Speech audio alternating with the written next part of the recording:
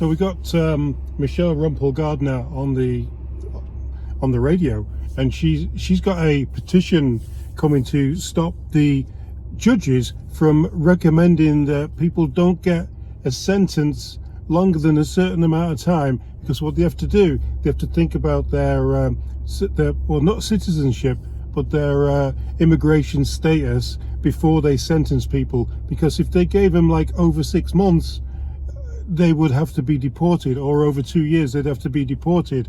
So what they were doing is giving lesser sentences so that the people who committed these crimes while waiting for citizenship wouldn't get deported. I know. Let's listen to Michelle. Right. So that was the case for a really long period of time. Parliament passed legislation a long time ago that laid out the circumstances in which non-citizens who had been convicted of serious crimes would be deported.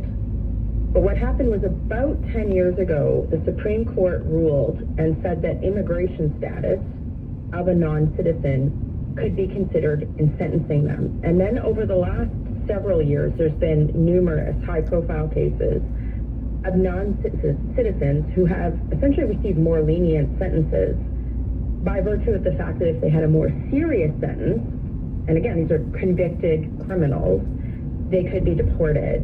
And I think across the political spectrum, most people would see that as an end run of that legislation. So yeah, we're putting in place legislation to correct that situation. Yeah, this is a no-brainer really for me. Like, I was told when I first moved to Canada that if I did a DUI or did any criminal offence, then I would have to be deported. Obviously, I wasn't going to do any criminal offences, but yeah, I would have been deported back to England and refused my permanent residency because of crime, because of being a criminal. And that's the crux of it.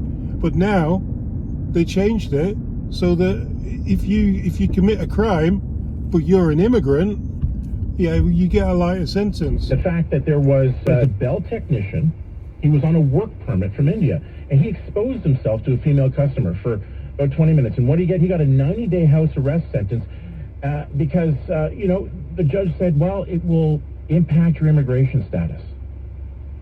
That's why I don't know either side of the political spectrum how you can be okay with that. Well, it shouldn't have taken a conservative to fix this problem. No, so it really shouldn't have. For 10 years, I don't think, I think that this is a pretty nonpartisan principle. Becoming a citizen or staying in Canada, if you're not a citizen, is a privilege. It's not a right. And Parliament, I think it was actually a Liberal government that put in place the circumstances in which people could be deported several decades ago when they were convicted of serious crimes.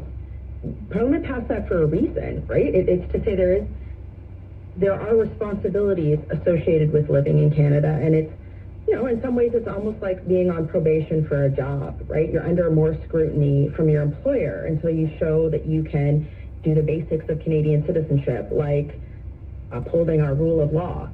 So again, like the Supreme Court ruling, it was an end run around the will of Parliament, and we're proposing to put in place a one-line amendment to the criminal code just to say that judges cannot consider immigration status when leveling sentences, so that there isn't this essentially a two-tier justice system, as you said, where non-citizens are getting more lenient sentences for very serious crimes, for example, like child luring.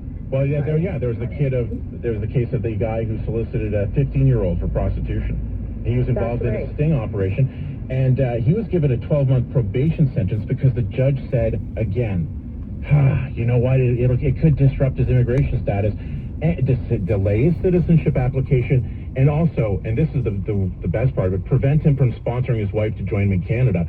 Why do you want that guy to get a Canadian passport? Anyway, again, tell us what you guys think. Let's get it going in the comments, and yeah, I'll see you on the next one.